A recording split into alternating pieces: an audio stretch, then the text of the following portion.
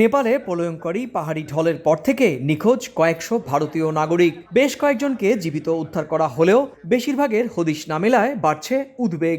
We are still very much focused on contacting all the Indians who are dead.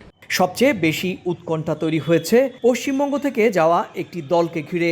গত 21শে August Kolkata থেকে কৈলাস মানস সরোবরের উদ্দেশ্যে রওনা দেয়া 32 জনের দলটির সঙ্গে সব ধরনের যোগাযোগ বিচ্ছিন্ন।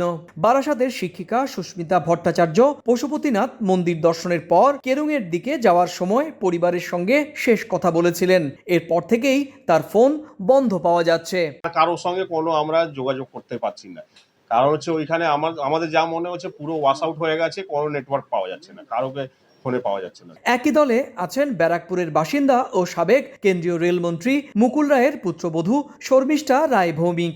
গত বুধবার দুপুরে মানস সরোবরের পথে যাওয়ার সময় শেষবার স্বামীর সঙ্গে কথা হয় তার। পরে কেরুঙের অভিবাসন দপ্তরটির বানের তোড়ে ভেসে যাওয়ার ছবি ও খবর সামনে আসার পর থেকেই পরিবারগুলো চরম উদ্বেগে রয়েছে।